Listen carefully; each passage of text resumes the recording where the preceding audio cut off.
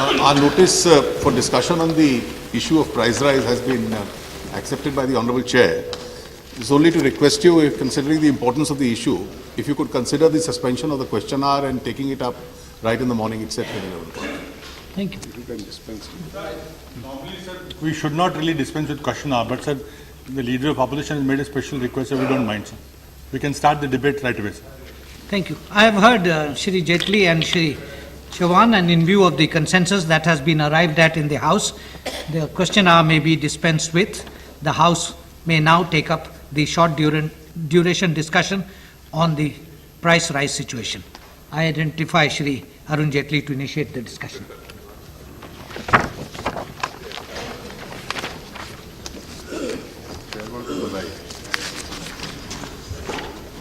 So I'm extremely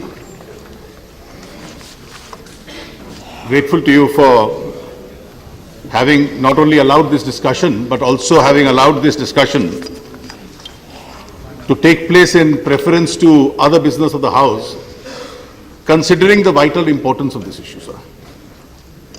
We have in the last few sessions, sir, been practically discussing this almost in every session. And the object really is that it's not merely the thrill or the pleasure that we get out of debating this issue. Ideally, we wanted a parliamentary referendum on this issue, and that is why for the last 2 days we wanted to press for a discussion on an issue, on a resolution which involves voting. But in view of the arrangement arrived at in the House, we once again want to draw the attention of the government to a complete inaction of the government on the kind of misery being inflicted on the people of this country by this unprecedented price rise, particularly the increase in the prices of food articles in this country. We find that despite the fact that we've been discussing it with almost every session, prices have been on the increase. Apparently, the gravitational principles don't seem to apply to the price management policy as far as this government is concerned. Because what happened in the last House, if you look at the prices on the food front today, the situation seems to be far worse. But before I go to the crux of the issue, a brief comment as to, is this government taking serious steps as a part of its larger economic management as far as this issue is concerned? Sir, the budget session, which is the first session every year,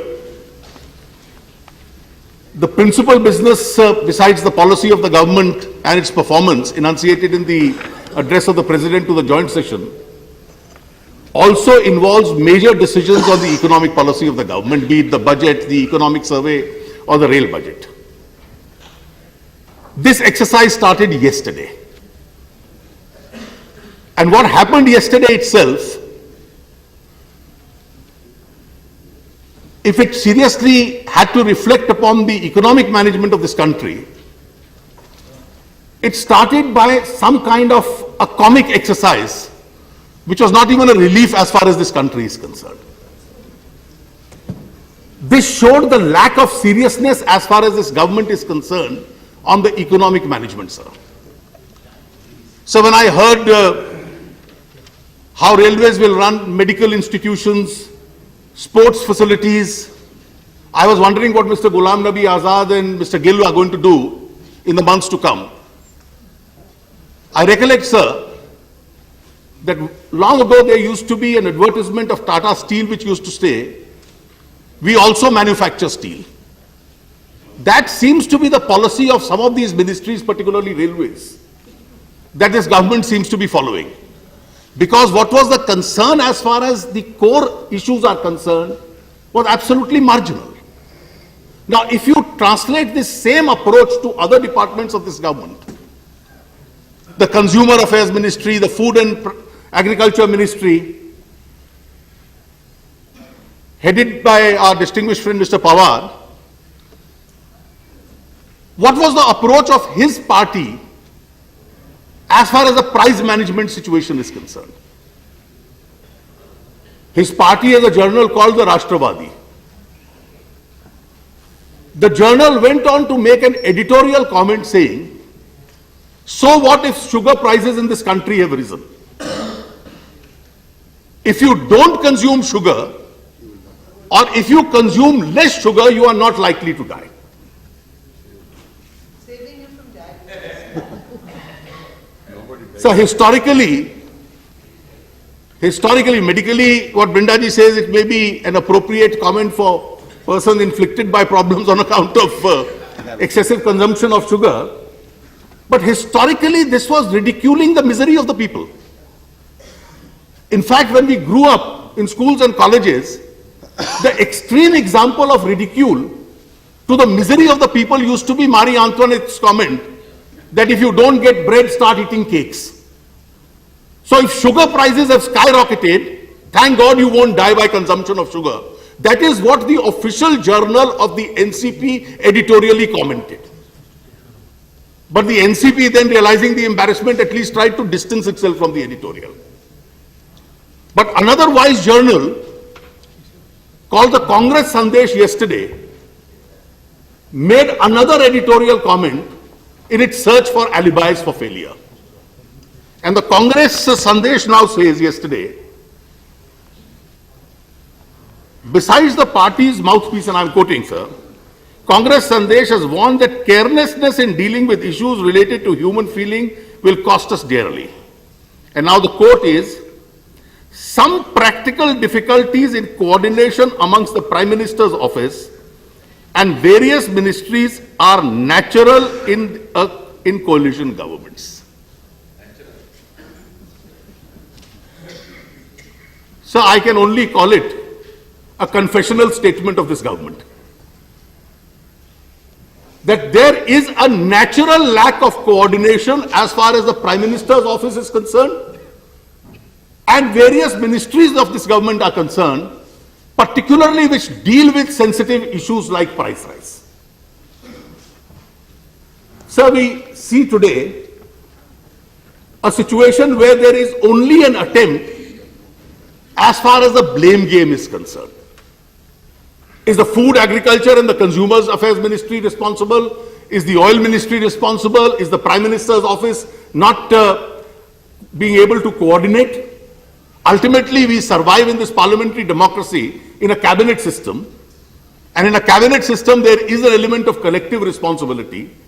And in a collective responsibility, the Prime Minister, as the head of the cabinet, is more responsible than his other distinguished colleagues. So leadership is not the art of making compromises for the sake of coalitions. After all, leadership also involves an element of enforcing certain amount of discipline amongst all ministers who hold office, particularly on account of the pleasure of the president, which in our democracy is the pleasure of the Prime Minister. And therefore, we cannot live with a system where a Prime Minister's office feels helpless and the party's mouthpiece says, well, we can't help it, there is a lack of coordination.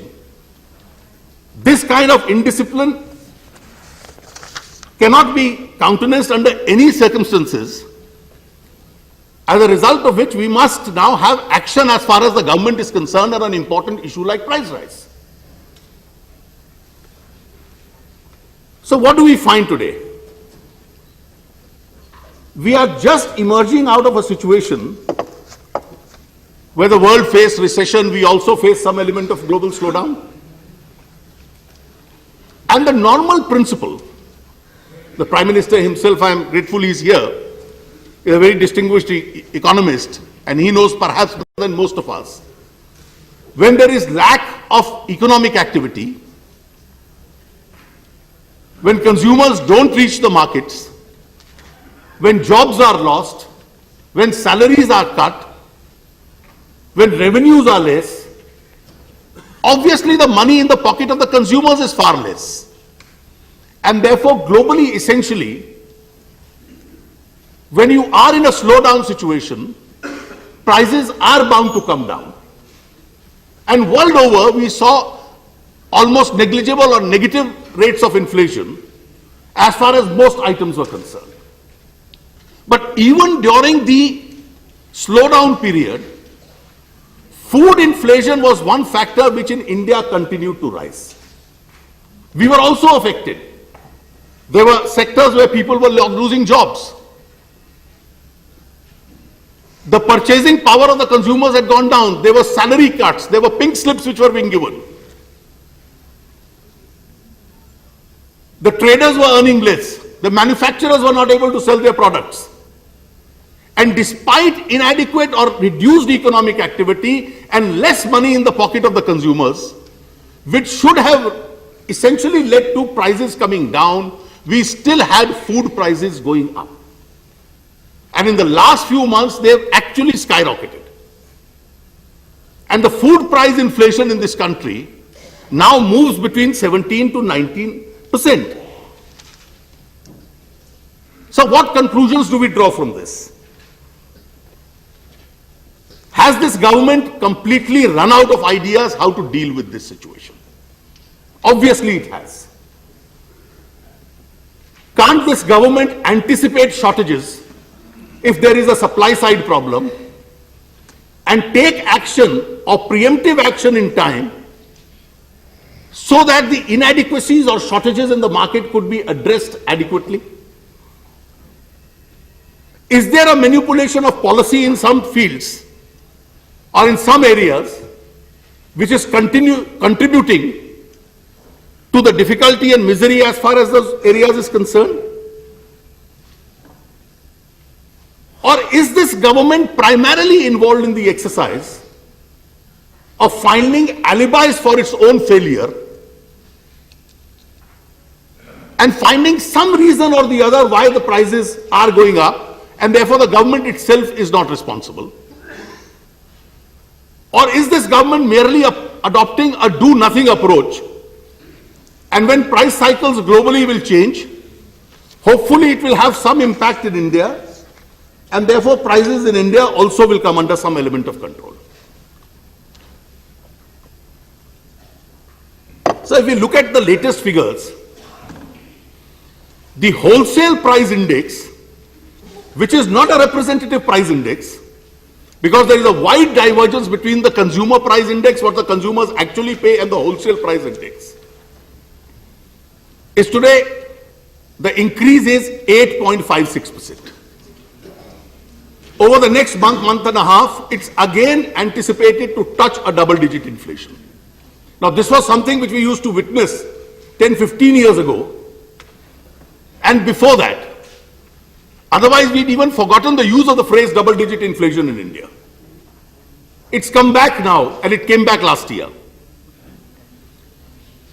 The price index for industrial workers, 14.97. Agricultural workers, 17.21. These are the percentages of inflations. Food prices, 17 to 19%. And if we look at actual rise in food prices, what the consumer pays, I read a recent detailed article in the Times of India, which actually elaborated that between the mandis and what the actual consumer buys in terms of vegetables and fruits from his retail shopkeepers, the price difference is several fold. Therefore, the 17 to 19% price hike, the inflation figure, which we are talking in terms of price in the mandis, what the actual consumer buys from his retail shopkeeper, the Times of India says, is several times over and above that figure itself. Now, sir, we are now facing a situation where the government's inability to control inflation, this is almost like an unlegislated tax on the people. A large part of your income is today being spent on account of this unprecedented price rise. And it becomes, and if the quantum of increase goes unchecked, as the way it is, only in a vague hope that in future it will come down, it's going to cause an immense amount of misery as far as the people are concerned. So look at the December figures. If I just take some items, processed food, 27% increase, potatoes, 70% increase, onions, 45% increase, Dal 45% increase, cereals 14% increase.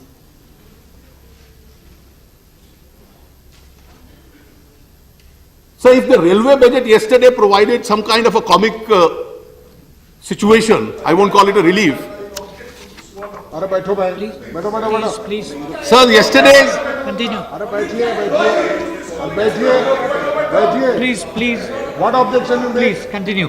sir, what is the objection yesterday evening, we saw another form of thrill or relief in terms of a spectacular performance by Sachin Tendulkar. A double century. Now, I think at least in terms of inflation, dal prices, this government is competing with Sachin Tendulkar. It's almost achieved a century. It's crossed a century as far as the dal prices are concerned. It's crossed a half century as far as sugar prices are concerned. This is the performance as far as this government is concerned. And therefore, in search of this, it starts looking for all forms of alibis. How do you deal with, what can I do? So we are told, oh, we had a drought this year, and on account of the drought this year, we had 18 million tons less of food grain production. The Kharif crop was badly affected. And because it was 18 million less this year, prices are bound to go up. Therefore, the drought situation affected the prices. This is the first alibi which has been given. So I recollect more districts being affected, more uneven rainfall. The year was 2002.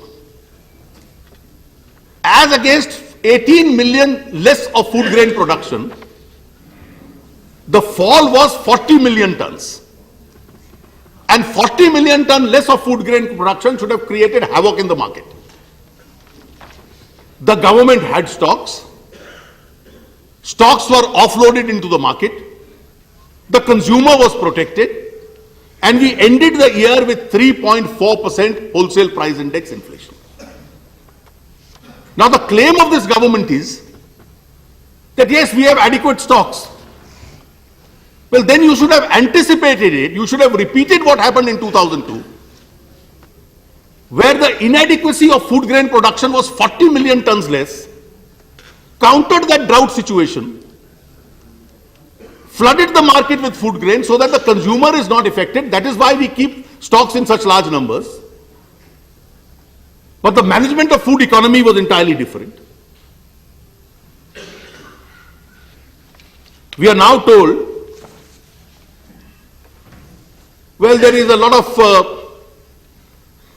future trading which was started when the NDA was in power. The commodities exchanges came up. Well, these are all experiments to be done when you are dealing with a surplus economy on food grain. If your population is rising, if your food grain increase and production is not adequate along with it, and you have now transgressed in the year 2010 into an economy of shortages, you can't afford to have those experiments of a surplus economy when you are in a scarcity economy. And therefore the government should have anticipated the scarcity and gone in for a policy change because circumstances now have changed.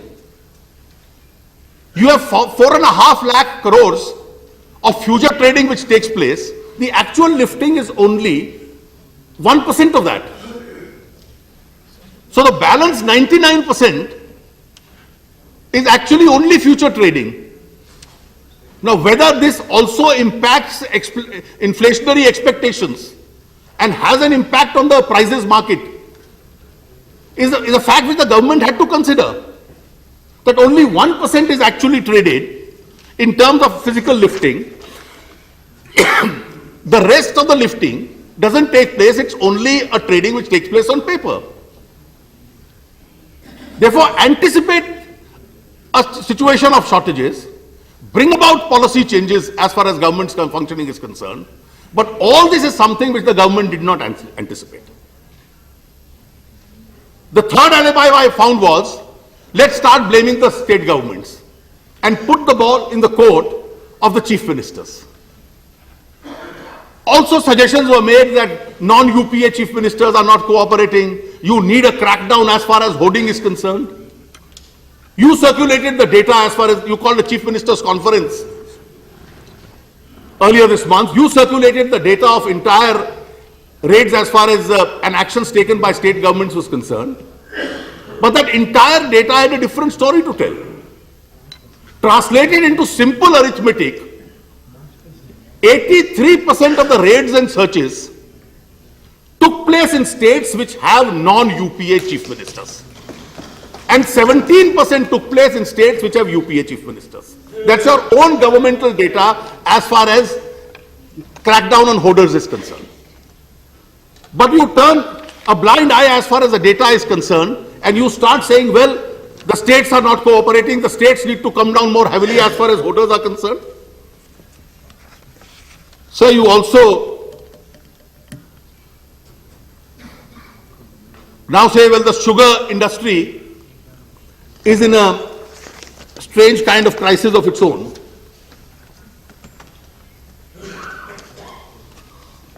So we fail to understand, as far as sugar is concerned, that if you anticipated the shortages, then you either have stocks in readiness or you rely on imports.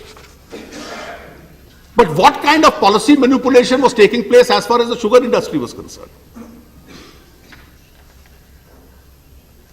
The mill owners' interests are also very large. They also find their way into governmental thinkings. So the entire change of the legal framework which you brought about, on account of which this House was adjourned once or twice in the last session, was a policy which the government was bringing to do away with the state advised prices and bring that FRP, essentially only to help as far as the sugar mills were concerned. You export 49 lakhs tons of sugar out of this country at 12.5 rupees. You import at 36 rupees back. Obviously, this is going to impact on prices. 15th of February 2010, you allowed export of 10,000 tons of sugar to Europe when there is a scarcity in the market because you have an international commitment. It's only when noise is made in the media that you realize that when we are going through a phase of shortage, we can't comply with that international obligation and you cancel it. But honestly, what the Congress Sandesh says is a question which every member of this House must ask. Was there no coordination between the Prime Minister's office and various ministries of this government? That when we are passing through a major sugar crisis and no letdown in sugar prices is likely over the next few months, even to comply with your international obligations, you had to pick on a date of shortage, a period of shortages, and then say 10,000 tons more will go to Europe. If you cancelled it yesterday, and this obligation could be deferred to a period till we have a surplus, well, this should have struck somebody on the 15th of February this year itself. I am given to understand almost 9 lakh tons of sugar are waiting, processing, lying at the different ports, Kandla and the different ports of Gujarat. I'll be glad if the minister tells us if they are going to be used to flood the market in order to bring the prices down as far as we are concerned. I've now found a argument being advanced, well, we are a pro-farmer government, and because we repeatedly increase the MSP more than what previous governments have done, the MSP increases have resulted in this new burden as far as the consumers are concerned. Sir, the MSP increases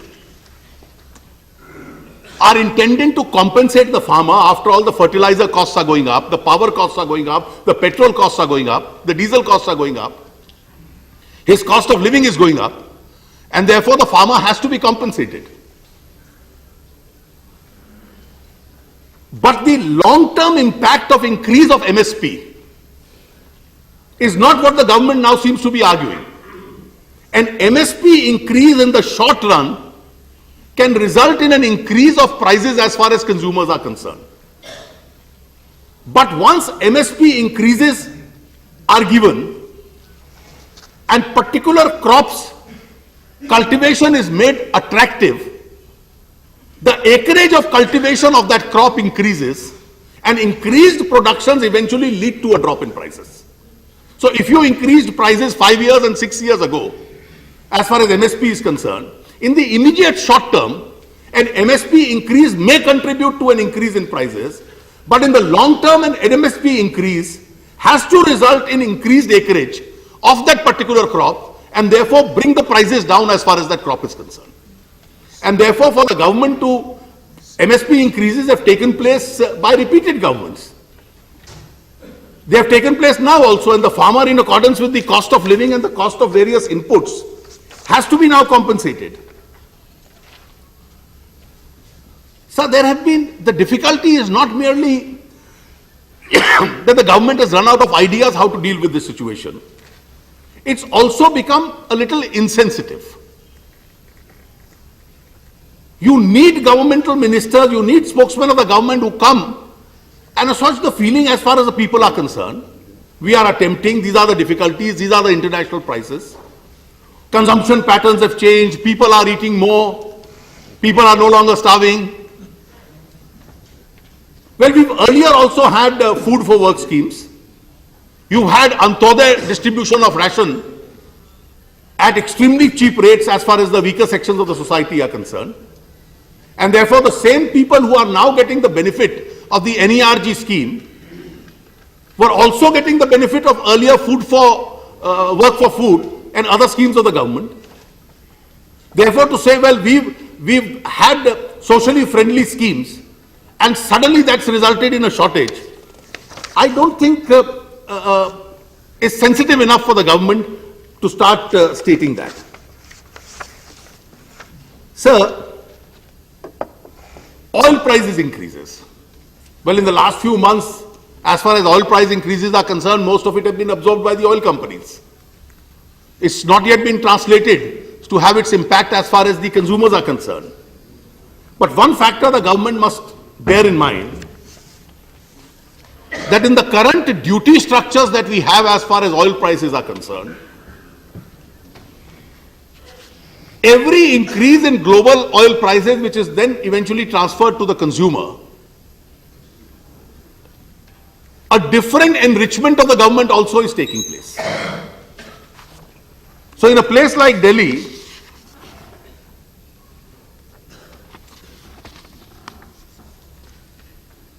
when you start adding various kinds of duties, you will have an excise duty of 33%. So if the global prices go up from $50 to $80, there is a 5/8 increase as far as excise duty collections of the government. Every 5 that you collected in terms of excise duties goes up to 8. The custom duty increases goes up, though the custom duty component itself is marginal. The sales tax being collected by the states, in Delhi it is 16.7%, also increases. Therefore, when the prices are increasing, at least in terms of total volumes, keep the increase as revenue neutral as far as the state is concerned. That is, irrespective of the increase, the government gets the same amount of revenue as far as oil is concerned. But if the government's quantum of oil revenue also increases because of percentage increase, then the consumer is being hit in two ways. He pays more for his petrol and diesel and kerosene. The government also stands to earn more because the percentage of duty being the same and not being rationalized also goes up. And then the impact of this, besides on direct purchase of oil, on all other commodities is also going to increase. So the consumer is being hit in different ways as far as this is concerned. So the government has to be more sensitive and say, well, I won't have any unjust enrichment or profiteering as far as the increase of oil is concerned. I will be revenue neutral and earn the same amount of revenue, irrespective of the increases in the prices of oil. But the government doesn't have that policy. Finally, sir, do the government's statistics, which are regularly released to us, also reflect the true picture as far as price rise is concerned? When I said the wholesale price index goes up by 8.56%, today the gulf between the CPI and the WPI, the consumer price index and the wholesale price index has widened. The Reserve Bank itself says, and I just quote from what the Reserve Bank told the parliamentary committee, and I'm quoting, inflation assessment has become increasingly complex in recent times due to large divergence between the WPI inflation and various CPI inflation measures. Then they go on to further add, however, the divergence between inflation rates of WPI and CPI has widened in the recent period, and the WPI inflation turning negative for a few months, even when the consumer price index inflation was in double digits. So when every week we were being told that inflation is negative and this is a great achievement of the government in the slowdown period, the consumer price index Reserve Bank says was actually in double digits. That is the real impact of what the consumer has to pay. That's how the consumer is adversely affected. And therefore the Reserve Bank says that last few years WPI and CPI are converging. Now we do find that you just cannot rely on one measure of inflation. The main reason is that the WPI does not have that much impact of food as the CPI has. Secondly, the WPI does not include service sector, which is included in the CPI. So there is no point us being confronted week after week with a price index which doesn't reflect the cost of food or doesn't entirely reflect the cost of food. Because the average citizen, that is the first requirement as far as food is concerned. So this 8.56 increase, which will become double digit by next month, is entirely on paper, if not fictional. The real price impact of this may be almost 1.5 to 2 times the times of that index. Now, a large number of countries in the world, in the last session we were told almost 156 countries have converged this into a consumer price index, because that's the real reflector as far as the price situation is concerned. And the government must seriously consider having one price index which actually gives the factual situation, rather than give us a fictional figure week after week, which actually tells the consumer that prices have come down, but nobody is really willing to come out and face the reality that the figure is inaccurate.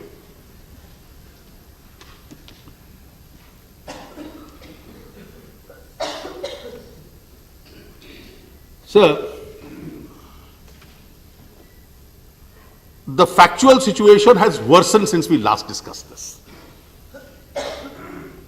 The government cannot plead that there are alibis, there are global factors, there are shortages, I am unable to handle. The government has to act. If governments can't act, the governments must perish. And price situation is one area where the governments must act. And the governments can't plead this kind of helplessness as far as the price situation in the country is concerned. And so it is precisely for this reason that we are extremely grateful to you for having allowed this debate ahead of other scheduled items on our agenda, because this is one area which the entire opposition, and I'm sure there are many friends in the UPA also who think alike, where the average citizen of this country is being almost driven to the wall, where his budgets, family budgets don't match. And therefore we expect the government to come out with some action, and for a long-term dealing, to at least conceive coming out with some kind of a food price management policy, rather than just depend upon natural and international cycles for the prices themselves to come down, sir. So if there is a single largest failure as far as this government is concerned, it's its management of the food prices. And we in this house will be failing in our duties if we did not draw the attention of the government to this one glaring failure, sir. I am grateful to you, sir.